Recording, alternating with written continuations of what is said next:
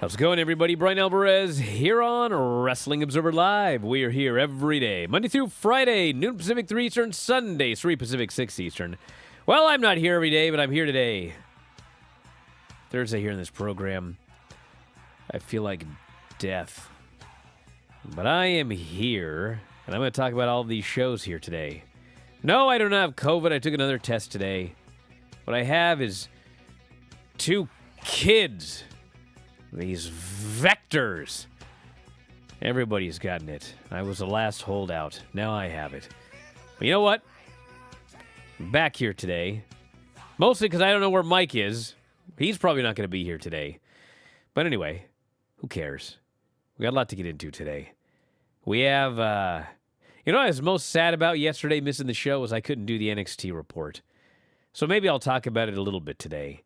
If not, you'll have to wait till the Bryan and Vinny show tonight. But we have got AEW Dynamite from last night. A big show that was weird. There was some good wrestling and a hot crowd, and then there was whatever that last 45 minutes or so was. So we'll talk about that, and we'll talk about the ratings for the NXT Spring Break-In show. We'll talk about non-spoiler Rampage for Friday. We've got tickets going on sale for shows. We have got an AEW power failure that actually affected the Dark Elevation tapings, but did not affect the main show, thankfully. And New Japan Strong this week was supposed to be a special 2-hour episode, and boy, was I not happy about that. There's so much stuff that I got to watch every week. I did not need 2 hours of New Japan Strong. And the wrestling gods heard my plea. They probably thought, this poor bastard's sick. Let's give this guy a break. So instead, it's going to be split into 2 shows. So 2 one-hour shows. Everything's back to normal. And we got a lot more to get into. So let's do this, everybody. Let's get it on. Wrestling Observer Live.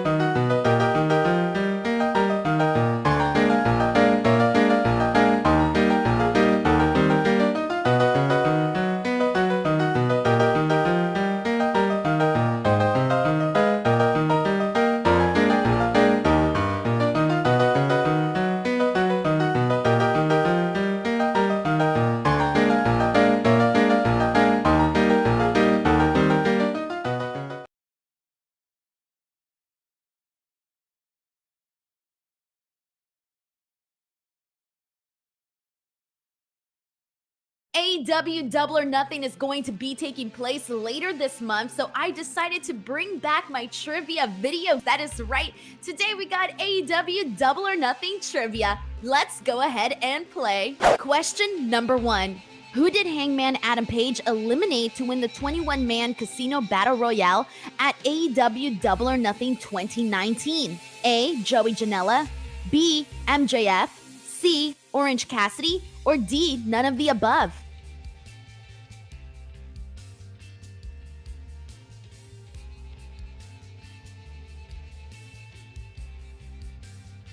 The correct answer is MJF. Question number 2. True or false? At AEW Double or Nothing 2019, the Young Bucks defeated the Lucha Brothers for the AEW Tag Team Championship.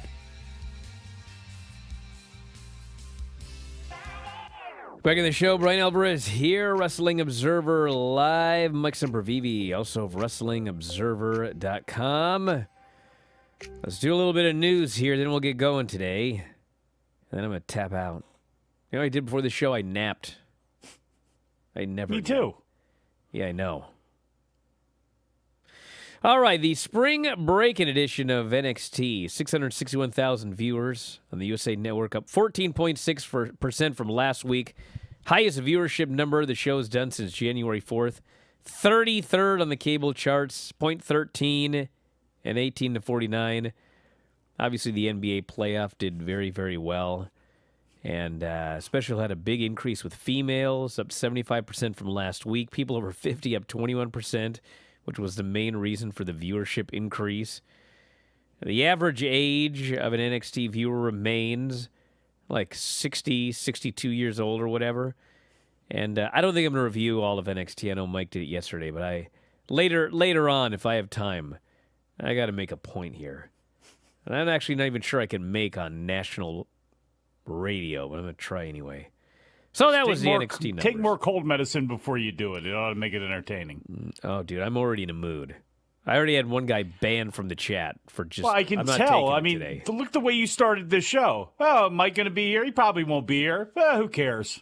I'll remember that, you bastard. I didn't mean who cares, like you're not going to be here. I'm like, who cares about anything right now? Just get this show done. AEW suffered a power failure during Dark Elevation on Wednesday. 2 matches scheduled for the show were unable to be filmed. The problem Unfortunately, it was not the Dynamite main event. During a match between Cheeseburger and Max Caster continued as Nyla Rose faced Sky Blue. The entrance, the announcing place, all of a sudden everything went dark. They did the match. Max Caster won. It's okay to give you spoilers to everybody because you're never going to see the match. It's not going to air. It wasn't taped. So Max Caster won, and they did another match. And they announced the match is only for you fans in the arena. It will never air. So I think I'm all right giving the spoilers for those two. Am I not? And then the power came back on. So, things happen. Did Max Caster cut a blue promo? Did he take that opportunity to go all Luther Campbell and curse somebody out? I don't know. We'll never know. We'll never know. And then New Japan has announced a change of plans for this Sunday's episode of Strong. So Strong was going to be a 2-hour show. 2 hours. You guys realize there's a WWE pay-per-view this weekend? You probably don't realize that because it's like the worst build to a pay-per-view in a long time. But there's a WWE pay-per-view this weekend, a UFC pay-per-view, and Stardom was last night, which I have to watch for the Filthy show. And I don't need 2 hours of Strong. I'm sorry. And thankfully, it's not anymore. They've split into 2 shows. So this Saturday, it's Tom Lawler, J.R. Kratos, and Royce Isaacs versus Fred Ross or Alex Coughlin in the DKC. Jonah versus Blake Christian. And Hikuleo and Chris Bay versus Bateman and Barrett Brown. And then next week, we've got Jay White versus Hikuleo. Fred Rosser versus Royce Isaacs and Jarrell Nelson. Handicap match. And Rocky Romero, Adrian Quest, and Alex Coughlin face J.R. Kratos, Black Tiger, and Danny Limelight. Was there a philosophy as to why this thing was going to be 2 hours because of the Philly and D.C. shows? I mean... I don't know.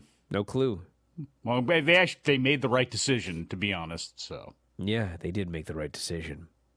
So that's the news, everybody. I guess those Forbidden Door tickets went on sale and blasted away. So that's nice.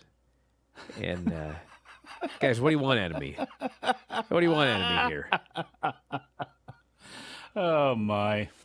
You know what? I'm gonna do a. I know everyone's like furious about this, but just bros, chill out. I'll do AEW when I have a full segment. But since we got a few extra minutes here, okay, I gotta make mention of something from NXT. Okay, it's not even a segment, so just listen, bros.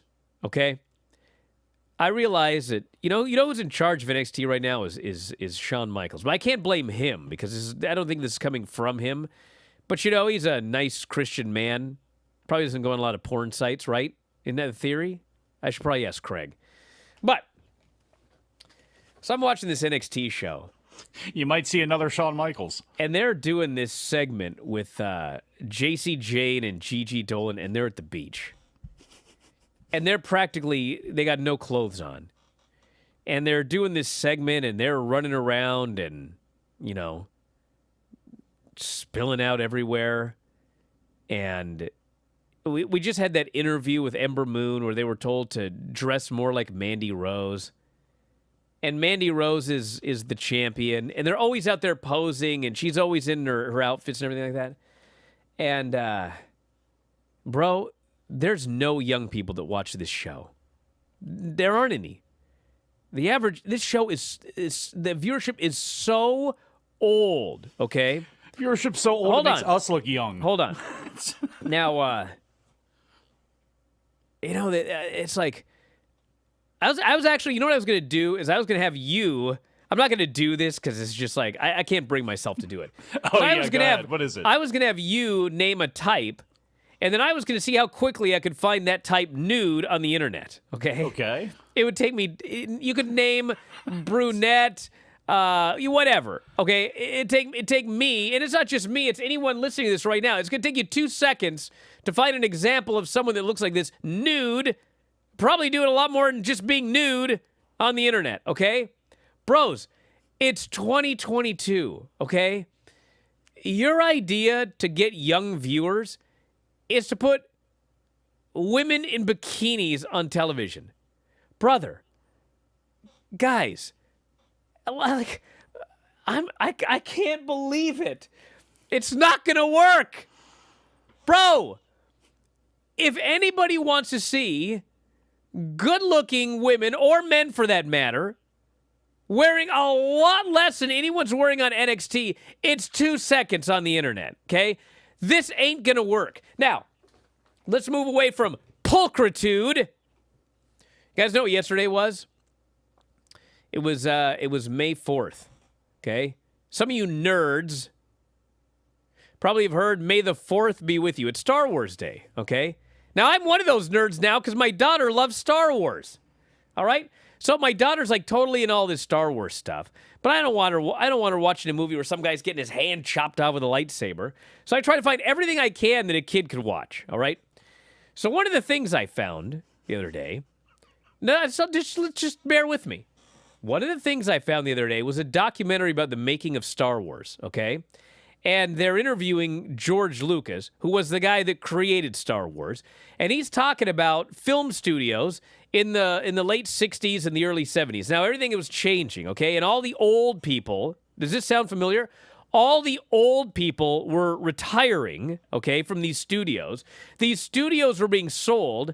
You know what George Lucas says? He goes, they discovered that what young people wanted was movies made by other young people. Huh. So you're telling me what young people wanted was movies made by other young people. And meanwhile, we've got, NXT is just one example, but we've also got WWE, which I know everybody thinks nobody but children watches WWE. Bro, there ain't no children watching WWE. It's also all old people. And yeah, AEW, there's a lot of older people as well, but I mean, at least we're talking, late 40s, not 60s. And what we've got here is wrestling booked by old people. TV shows created by old people. NXT, old people running this show. And all they can come up with to get young people is not young people booking the show. Oh, let's just put random women in bikinis. That'll work. Well, it's not. It's time for a change. I think everybody knows what it is. Back in a moment, Observer Live.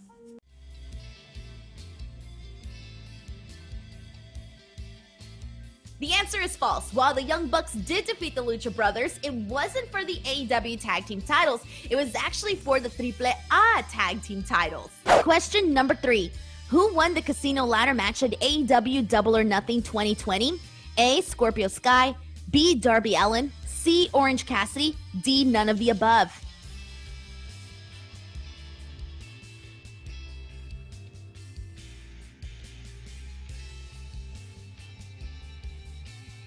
The correct answer is none of the above. The winner of the Casino Ladder match was Brian Cage, who made his AEW debut that night. Question number 4. How many AEW Double or Nothing matches from 2019 through 2021 have received a 5-star rating? A, 0, B, 1, C, 2, D, 3.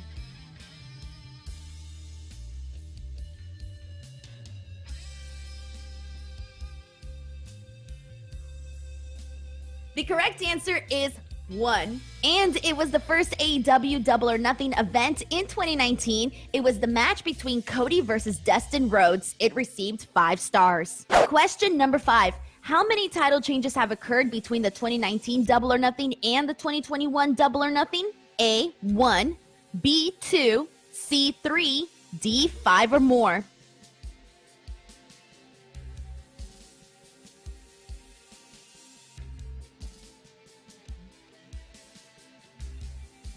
The correct answer is 3. At Double or Nothing 2020, we saw Cody win the AEW TNT Championship after defeating Lance Archer. Hikaru Shida also won the AEW Women's Championship after defeating Nyla Rose that night. And at AEW Double or Nothing 2021, we saw Dr. Britt Baker defeat Hikaru Shida for the AEW Women's Championship. Alrighty, that's a wrap for part 1 of the AEW Double or Nothing trivia. I will be back with a part 2. Enjoy the rest of Wrestling Observer Live.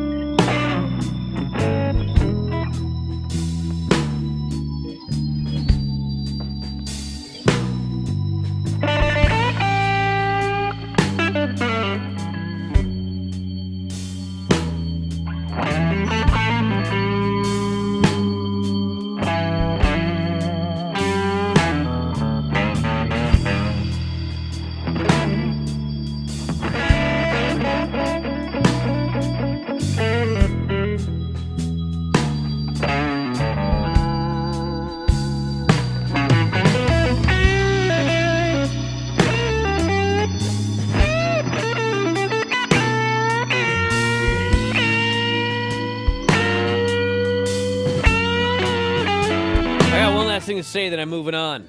So don't jump in, Mike. Let's just move on to AEW. I am not anti-old, okay? If I had $1 billion and I started a wrestling company, I'd hire Shawn Michaels maybe before anybody else. And you know what? I'd hire Vince too. I wouldn't have him book, but I'd ask him, like, what do you think about this or that? I mean, the guy's been doing this for 1,000,000 years. But my point is, if you want to attract a young viewer, then the person writing the shows in their late 70s probably is going to have a hard time.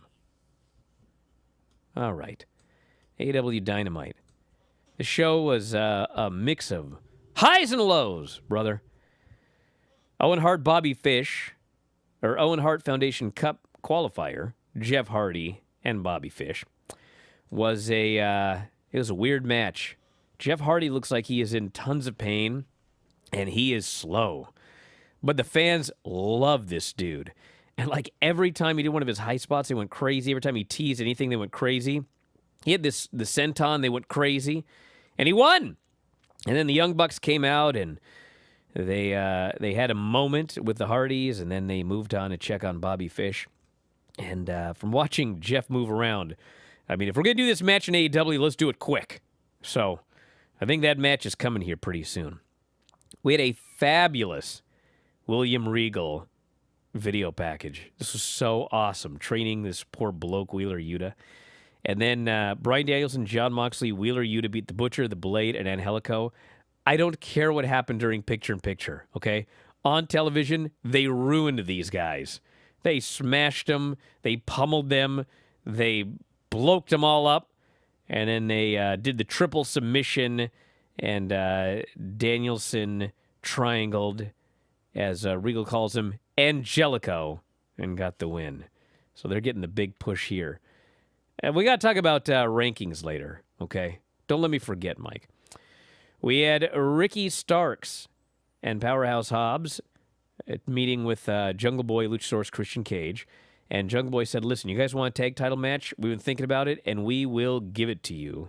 But on the condition that I get a shot at a Ricky Starks FTW title next week. So that's on. Wardlow came out. Fans are absolutely so into this Wardlow bloke. He comes out, he gets in the ring, and yes, they bring out W. Morrissey, the former Big Cass. And he's 7 feet tall, as promised, and you can't teach that. And he gets in the ring, and he's pummeling old Wardlow, and fans are chanting for Wardlow. They're actually chanting, we want Enzo, no we don't. And Big Cass also does not want Enzo. He's screaming at these fans to just shut up about this little nerd. And finally, Wardlow makes a comeback, big moonsault, power bombs him once and pins him. And then they send out, I'm not joking here, 20 security guys hit the ring. Wardlow kills every single one of them. And he tells MJF he's not going to quit till he gets his match. And MJF says, all right, fine. I will give you the match, but only under certain conditions. And I'm not giving you geeks in this town the conditions. You will have to tune in next week in Long Island. We'll do a contract signing. I laughed. And I'll give you the conditions there. His gimmick is that he's ready to go to WWE. So all of this is heat. We had segment setting up Rampage with the women, which I'll have old Fauntleroy. God, I could use Fauntleroy for this whole show here today. Hangman Page did a promo, and Hangman Page, I don't know if he's fully turning heel because he's done a few kind of sort of heelish things over the last couple of months, but this was like he's all in for this feud with Punk. He's not going to be doing these masturbatory Bret Hart tribute matches. He's not going to go in there and shake this guy's hand, and he's not going to talk about how excited he is to he's going to go in there and he's going to kill this guy. And he goes, if you've got your CM Punk shirt, by the time this match is over, you're going to be burning that thing. And he says Punk's not here tonight. He's out making some movie. He's playing the, I guess, Roman Reigns role, actually, when Brock Lesnar was never there. And he says Punk's going to get the fight of his life at Double or Nothing. Like John Cena and The Rock? Basically, yeah. He's playing John Cena to The Rock here. Except, I think John Cena was supposed to be a babyface. Actually, you know what? CM Punk and The Rock. Wasn't that CM Punk's big thing Actually, with The Rock yeah. as well, too? Kind of was the same thing, yeah. Jericho and Santana had a match. And, dude, they got to be building towards this War Games. Because, my God, there's interference. It was like a Bullet Club match early. And it was a Bullet Club match late. Everybody's getting involved. The Appreciation Society's out there. And there's actually the only person out there for Santana's Ortiz. Because Eddie Kingston got his eyeball burned off. And so ends up with distraction there at the end. Jericho hits a low blow. Judas Effect gets the win. They beat both guys down afterwards. Fans are waiting for Eddie, but there's no Eddie. He'll be back, though. What is he, a cartoon? He burned it off. He didn't burn it out. He didn't burn the eye. He just burned it right off his face. Well, I don't know what he did. I'm just saying that. I don't have an update on his eyeball condition. We had, oh my God, this is where the show started to fall off. Varsity Blondes come out, and poor Brian Pillman cuts a promo, and nobody cares. And you know the problem. You know what? I'm going to just finish the report. I'll talk more about this in a while. But anyway, out come the House of Black, and they attack Pillman and Garrison, and they're expecting Julia Hart to turn and hit him with a chair, but she doesn't. And so they intimidate her, and they make her cry, and they rip off her eye patch, and I'm waiting. And nothing comes of it. And then they actually go to a backstage segment with Jade Cargill, and they come back, and she's still in the ring, and it's a Rey Fenix versus Dante Martin match. So, like, the fact that she was still in the ring after the break, and she's covering her eye, so we don't see she's clearly got the eye gimmick that Malachi has, but they're teasing this forever. But she's still out there. And so I thought, okay, well, she's going to blow that mist at Rey Fenix, cost him the match. But no, she vanished, and we never saw her again.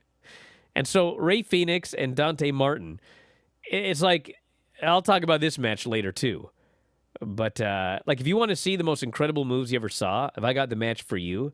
But like as a match, it wasn't even a match at all. It was like hey, you do a crazy move, and then I'll do a crazy move. And then you do one, and the crowd's going crazy. So, I have a lot to say about this. But anyway, Rey Fenix won, and so he moves on in the tournament. So here are the brackets for the tournament. The tournament matches are, it was Cirque du Soleil. Rey Fenix versus Kyle O'Reilly, Jeff Hardy versus Darby Allin, Adam Cole versus Dax Harwood, and Samoa Joe versus the Joker. Who could the Joker be? I know who I think it is. I don't think it's Kenny Omega. But we'll get into that. Then we had a Thunder Rosa promo. My God.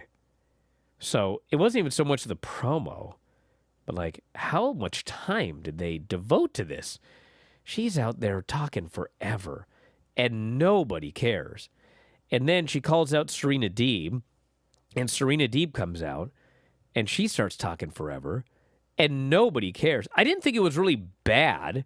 It certainly would have been a lot better shorter, and it would have been a lot better if people cared.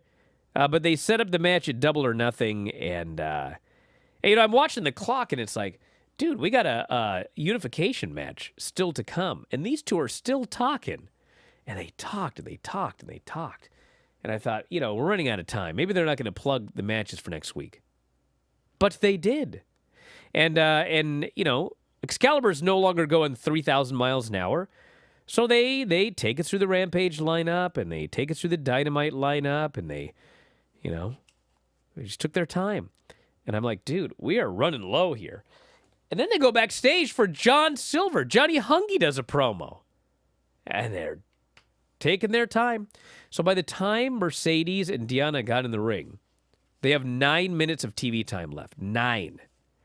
And the bell rings, and the first thing Deanna does, she backs off. She listens to the crowd. And then they slowly begin to circle each other. I'm like, what is happening? And then the announcers are like, we're going to stay here as long as it takes. And I'm thinking, do they actually really get an overrun for one? Because they always say that, but they never actually go past the top of the hour. And, bro, they are working a match like they're going to go 20. And I'm looking at my watch, and it's like, bro, there's no time left. They go to commercial. They come back, there's 6 minutes left. And the match, Deanna's a really good worker, but nobody cared about this match at all. And finally, literally the last second, with moments left, Mercedes Martinez curb stomps her, and she goes for the Dragon Sleeper. And at least everybody knew the Dragon Sleeper, because they actually woke up for that, and then Deanna taps. And Mercedes gets the belt. She holds them up. They're off the air. So I understand that, 2 belts on the line. They wanted to make this a big main event. They wanted to give respect to the titles. Fans did not see it that way at all. So last 45 minutes of this show, yikes! I expected to die a death in the quarters, but I've been wrong before about that. We'll talk more about specific segments after the break. Observer Live.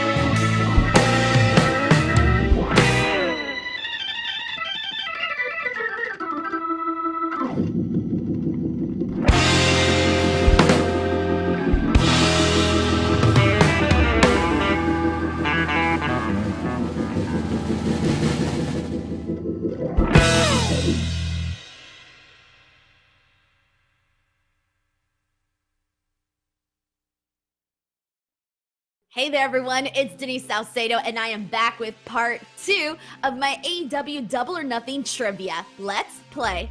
Question number 1. True or false? Cody Rhodes has had a singles match on every edition of AEW Double or Nothing from 2019 through 2021.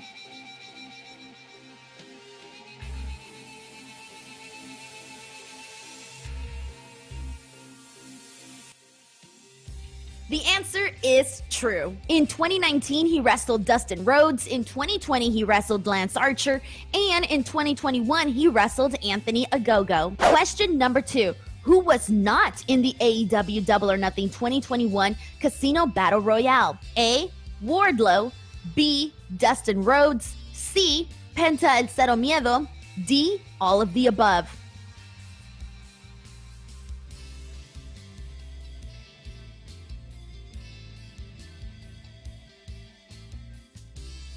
The correct answer is Wardlow. He was not in it because he was participating in the Stadium Stampede that year. Question number 3. True or false?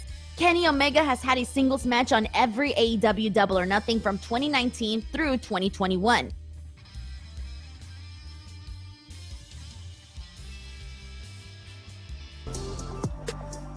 Back in the show, Bryan Alvarez here, Wrestling Observer Live. Mike Sempervive, also WrestlingObserver.com.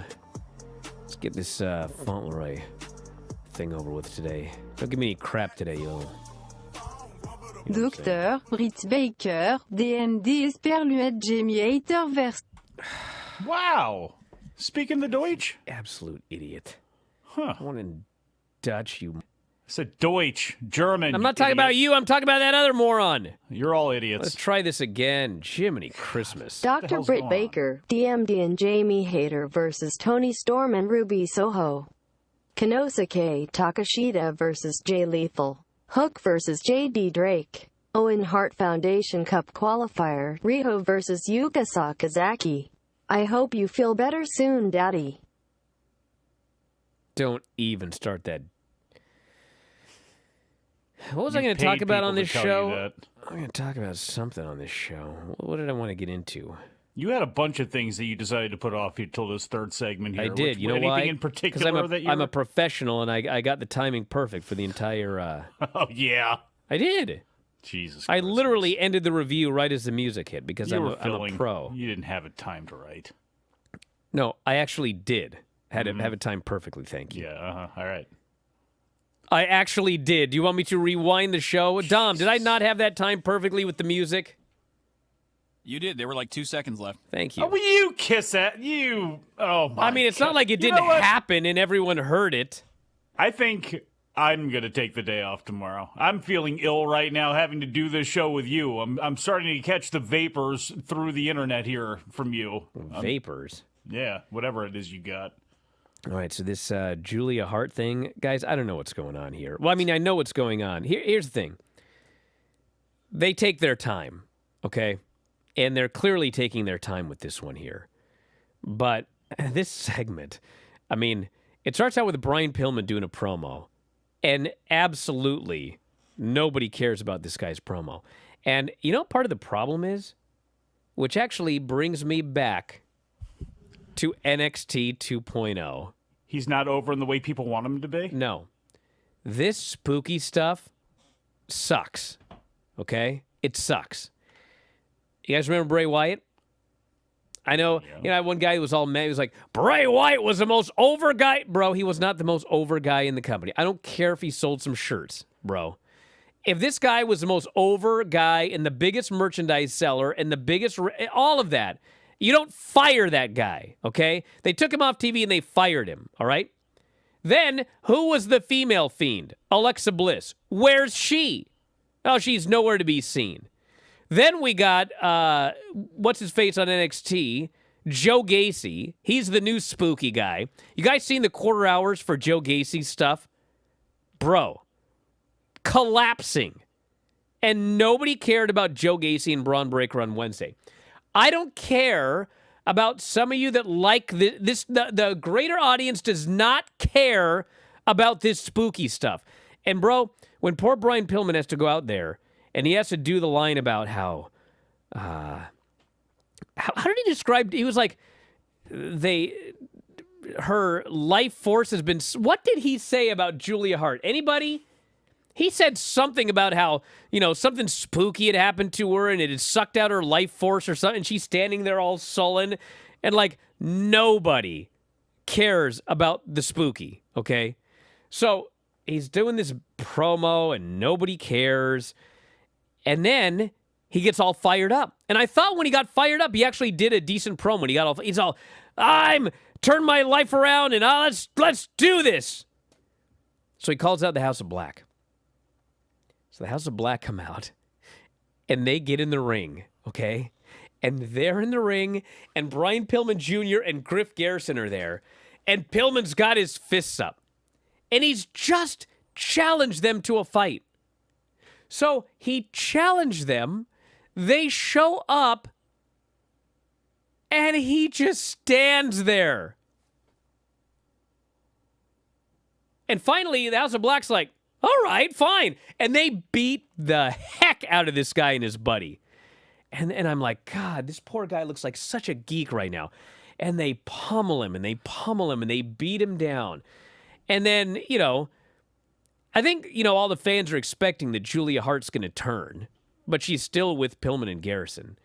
So it's not even like, you know, I was waiting. When they're standing there with their fists up, I was expecting her to do the double low blow or something, and that would be the big turn. But she didn't. And so then now it's not even like it's going to be a surprise. The House of Black just goes up to her and they give her a chair. So she gets the chair, and she's standing over, and she raises the chair over her head, and then she puts it down. And then Malachi Black, he like goes over and he starts yelling at her, and she starts, ah!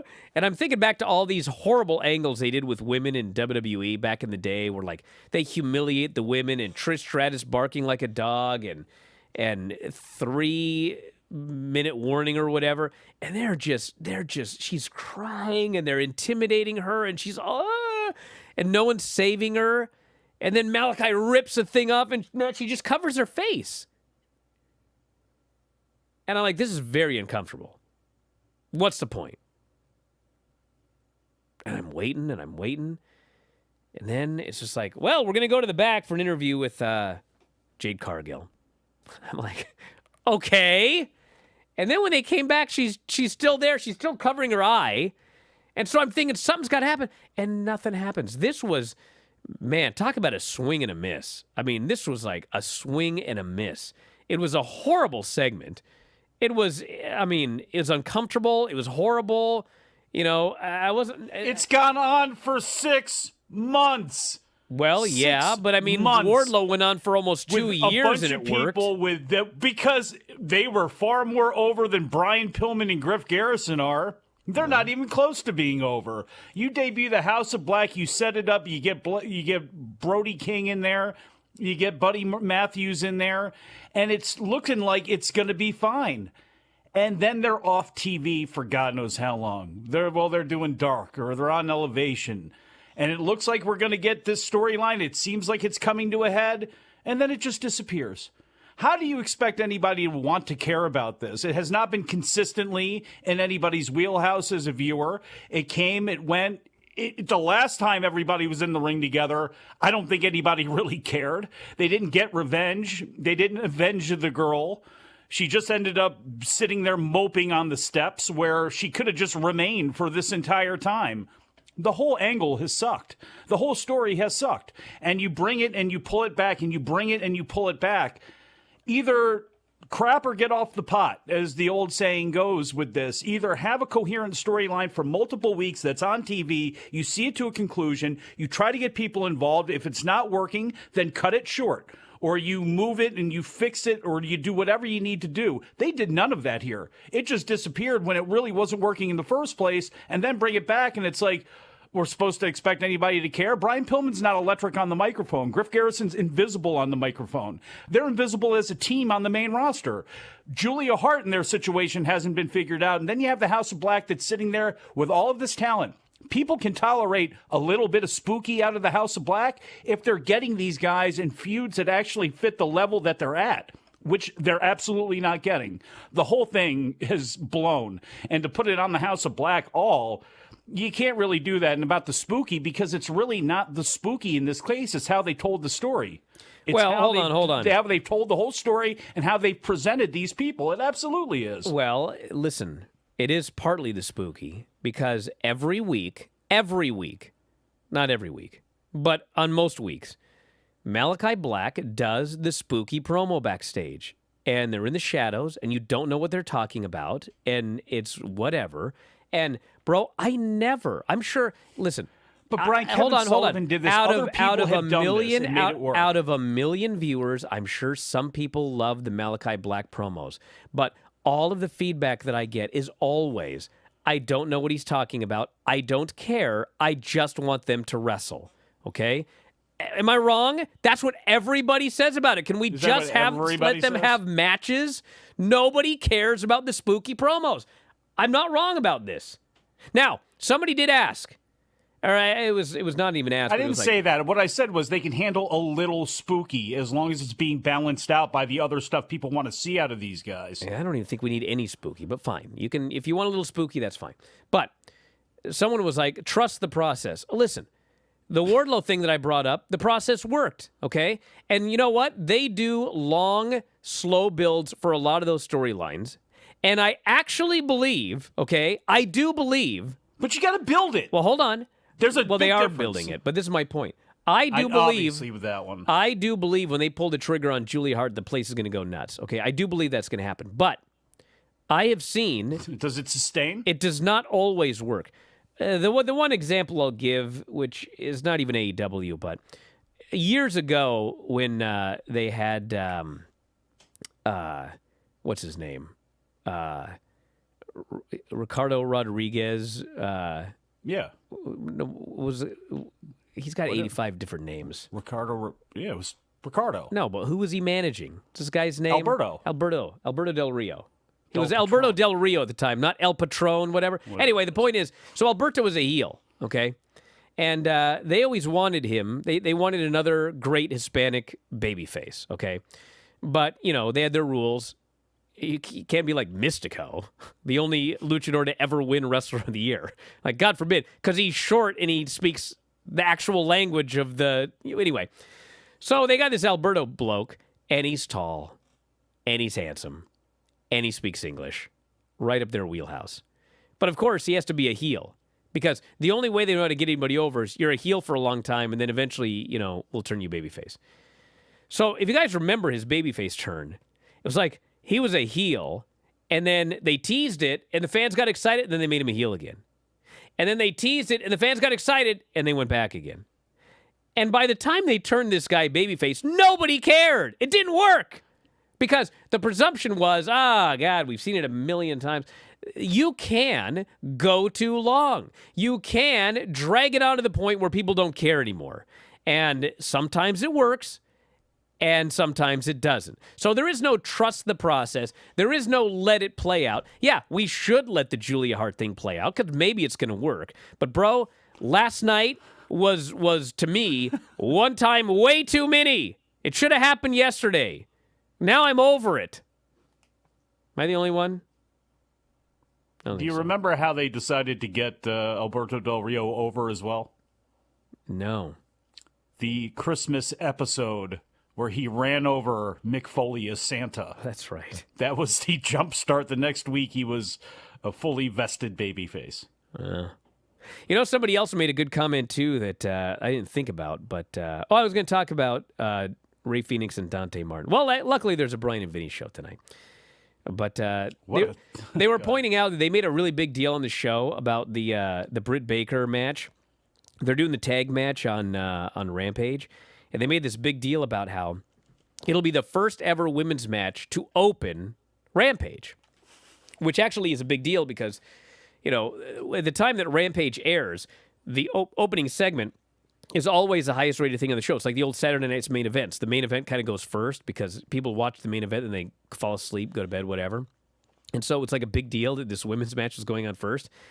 But then somebody pointed out, bro, the show airs at 2:30 in the afternoon on the West Coast. They would be way better off going last. But too late. Back in a moment, Observer Live. The answer is false. In 2019, he wrestled Jericho, but the following year, he was part of the Stadium Stampede, and then in 2021, he was in a triple threat against Orange Cassidy and Pac. Question number 4, true or false? Kenny Omega has main evented every AEW Double or Nothing pay-per-view between 2019 and 2021.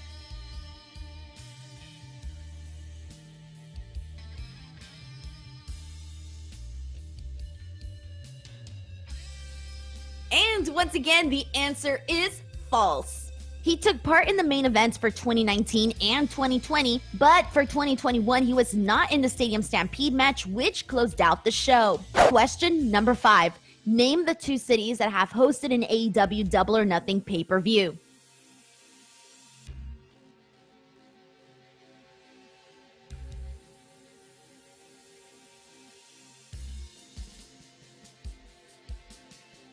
There are only 2 answers, and those are Jacksonville, Florida, and Las Vegas, Nevada. Now, that's officially a wrap for our AEW Double or Nothing trivia. Thank you guys so much for playing. I hope you guys had a good time. Other than that, enjoy the rest of Wrestling Observer Live.